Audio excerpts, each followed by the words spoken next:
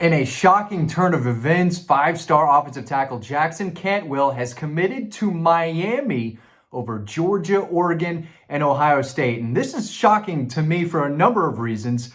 Number one, this dude was in Athens last weekend, right? Just a few days ago. And I can't remember another situation where a big-time prospect, major Georgia target, spent the weekend in Athens and then a few days later committed somewhere else, right? That's just not something you see every year, and it's what happened this year. Number two, most, if not just about all of my sources told me that the Georgia staff and people around the program felt really good about Georgia's chances with Jackson Cantwell early last week. That was before his visit to Athens, and I was told they felt even better about landing Jackson Cantwell after his visit to Athens, right? I mean, it's Athens, so they felt good, right? Sunday night, I was told Georgia was still in the driver's seat. On Monday, I was told that Georgia's still the team to beat. And even yesterday, I made a video saying that I expect him to pick Georgia. Now, I'm obviously wrong. I got to take this one on the chin, right? I'm a man. That's what I do, right? I was wrong and I hate it because I got an ego too, right? My job is to tell y'all what I'm hearing in the moment. And at the end of the day, he chose Miami. And another reason why this is shocking is because last week when I spoke with Jackson and asked him what are the biggest factors that are going into your decision, he said, quote, program success and offensive line development will both play major parts in my decision. Nothing about NIL, but no one's going to come out and say, yeah, I'm going to the highest bidder, which was the case in this scenario. I mean, Georgia was not the team that had the biggest offer, but the staff and other insiders felt, very good about Georgia's chances due to his relationship with the staff and what Georgia has done developing offensive linemen, putting them in the draft. I mean, they're elite. They're one of the best programs in college football at recruiting, developing, and getting those NFL or tackles off to the NFL, and even guards, right? Just across the offensive line, no one does it better than Georgia. I think Ohio State and Alabama are probably up there with Georgia. I don't want to discredit what they've done, but Georgia's been offensive line university, right? Or they can at least make that argument. So, offensive line development, I'll say this. Offensive line coach at Miami, Alex Mirabal, that guy knows what he's doing, right? Jackson Cantwell didn't just commit to play for some scrub. He was very good during his days at Oregon under Mario Cristobal. He coached Penei Sewell. He had a lot of those Oregon Duck offensive linemen drafted into the NFL. He did a good job, especially at Oregon. He comes to Miami, and he didn't have a whole lot to deal with. I think they have improved over time, and I think they did a good job last year protecting Cam Ward. So they have taken steps forward. So he is a good offensive line coach. I'm not trying to discredit that guy at all. I give credit where it's due, and he is a good offensive line coach. So from a development standpoint, yeah, Georgia's done it better, and Stacy Searles still has a nice resume himself. But this guy does it well too. The part that I don't really understand is the program success part. Last I checked, Miami lost to Iowa State in the Pop-Tarts Bowl at the end of last season. The Pop-Tarts Bowl. So they didn't even win the thing. So Jackson Cantwell just committed to the reigning Pop-Tarts Bowl loser. So from a program success standpoint, you could almost just write Miami off. They are irrelevant as far as championship contending teams. They used to be great. I know they have history. No one is picking Miami to be a national championship contender. Could they make the playoffs? Sure, right? If Carson Beck is at his best, I think they could. I don't think they're better than Clemson. They have a pretty weak schedule compared to Georgia, so maybe that helps them get in. But right now, this second, Miami is irrelevant. They're not the same old Miami and haven't been for a while, right? So this is not some all-star elite program, right? So program success, there's no way you can say Miami is above Georgia in that category.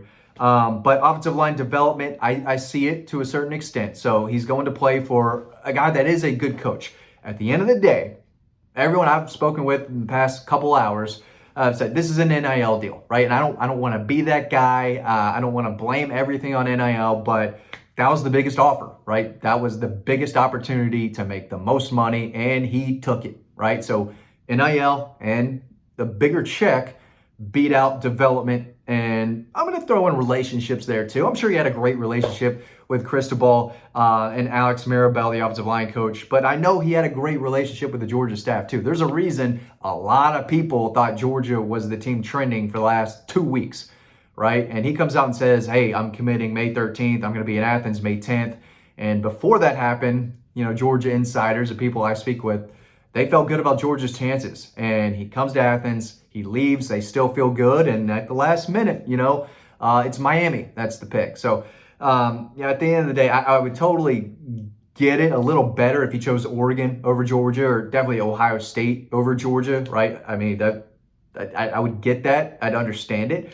I still think Georgia is probably at least one of the more logical options here. It's more logical than Miami, but we're dealing in an age of college football where all these big time prospects, they have agents, especially the big 5 stars. And I don't know how much he's getting. I don't know how much he's getting to commit. I don't know how much he's going to get when he steps foot on campus. I'm sure the reports out there are going to be crazy. But it is a little odd when you've got, people who do this and make these predictions at the last minute, right? 2 hours before the guy announces that he's going to Miami. Everyone changes their predictions last minute. I wasn't going to do that. I picked Georgia yesterday. I was wrong. I think this is the first time in this 2026 recruiting class where I have been wrong. I missed Justice Terry, which was the same type of deal.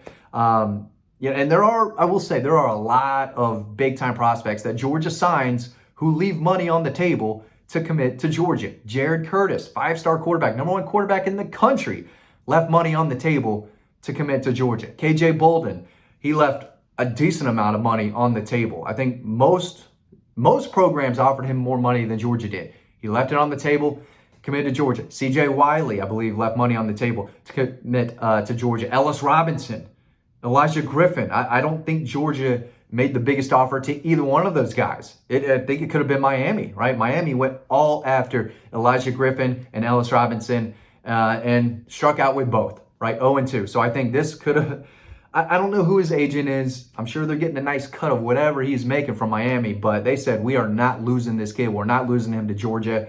We're going to take a check out of the checkbook, give it to you. You sign it, kid. Put whatever you want. So they're at the point where they are not letting these big-time prospects get away. They missed on Jeremiah Smith, who went to Ohio State. They missed on DJ Pickett, a 5-star corner who went to LSU. Nobody has missed on more 5-star prospects than the Miami Hurricanes, and they're tired of it. And they're saying, no, we're putting a stop to this. NIL is going to win out for someone. And today it won out for Jackson Cantwell. And again, I'm not trying to make excuses. I'm just trying to be real with the audience. We love our audience. We love our YouTube viewers. Y'all are the best. A lot of y'all have been with us year after year after year, and I try to be as transparent and honest with y'all as I possibly can. So again, I got this one wrong. I got to do better. But when things happen 2 to 3 hours or the morning of a commitment, it's hard to go back and change a prediction and just take away what I said, right? But I thought Georgia would land this young man, and they didn't. And a lot of it has to do with the landscape of recruiting right now. Georgia's fans are going to hate it. I'm sure the Georgia staff is not thrilled with this, but I'll let you know right now, Kirby Smart, Stacey Searles, Mike Bobo, they're not going to sit on their hands and say, okay, well, we lost him. Let's move on. We're giving up here. No, that's not what they're doing. They didn't do that with KJ Bolden. They didn't do it with CJ Wiley. They didn't do it with a bunch of guys, right? I'm sure, there's several months, before he has to make a final decision. It is May. It's mid-May, right?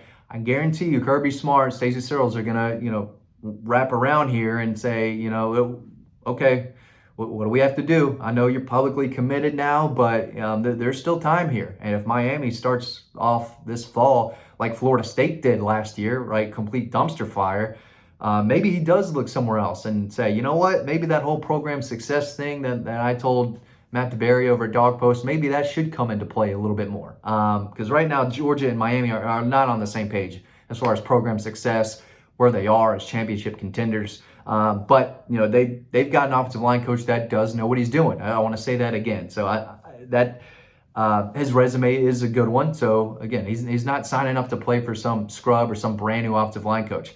This guy did a very good job at Oregon, and I think he has made that offensive line at Miami better. But today Georgia was on the losing end of it. They won out for Jared Curtis. They've won out for a lot of other prospects, and they beat Miami for a lot of elite prospects. But today they came up short. Really tough loss for Kirby Smart, Stacey Searles, and the Georgia staff. No way around it. I think they felt really good about him for the last several days, probably the last couple weeks. But today, Miami is the pick. The Miami Hurricanes are the pick for five-star tackle Jackson Cantwell. We'll see where the Dogs go from here, but I don't expect them to give up at all. We'll see if anything changes over the next several months, but definitely a big loss to the Georgia Bulldogs in this 2026 recruiting class. He's the best prospect in the country, and Georgia didn't land him today. Thanks for watching. Hope you learned something. You can read more about this if you want to over on Dawg Post. I'd love for you to, but recruiting still matters. Recruiting still matters. But the Dogs came out on the losing end of this one. They'll get some more five stars. I still expect them to sign an elite recruiting class. And I hope you're on Dawg Post, and I hope you continue watching this channel all along the way. Thanks for watching, and I'll see you over on Dawg Post.